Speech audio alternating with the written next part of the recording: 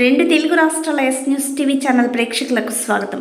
ఖమ్మం జిల్లా తల్లాడపట్టిన పరిసర ప్రాంతాలలో గాలి వానల ప్రాబల్యానికి, అకాల వర్షాలకు విద్యుత్ సాధనాలు, స్తంభాలు నేల కొరిగి, చెట్లు విరిగి వైర్లపై పడి విద్యుత్ సరఫరాకు అంతరాయం ఏర్పడిన సంగతి విదితమే.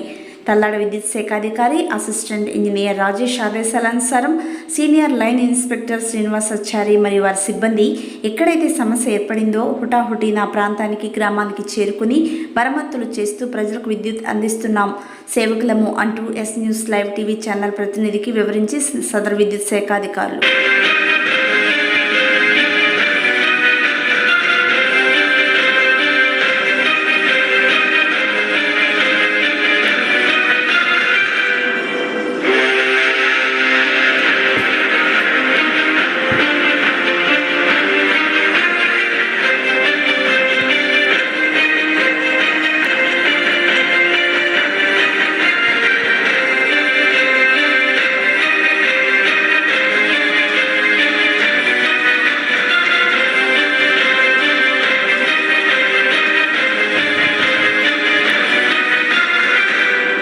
ఈరోజు అన్నారగూడానికి విద్యుత్ మరమ్మతులు ఆపటం జరుగుతుంది. దీని మీద ఏం పని మీద?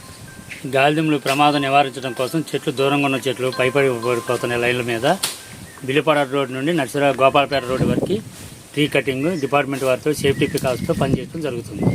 ఈరోజు ఏ ప్రాంతాల్లో చేస్తున్నారు? నర్సరాపేట, గోపాలపేట, బిల్లిపాడ రోడ్డు వరకు చేయగలుగుతున్నాం. ఈరోజు మధ్యాహ్నం 1 గంట వరకు విద్యుత్ నిలిపివేస్తున్నట్టు సదరు అధికారి చెప్పారు, జై రాజేష్ గారు. ఇప్పుడు అదే పని మీద మీరు ఇది పూర్తి చేస్తున్నారు? అవునవును. ఈరోజు 1 గంట లోపలనే మేము కరెంట్ ఇవ్వగలుగుతున్నాము.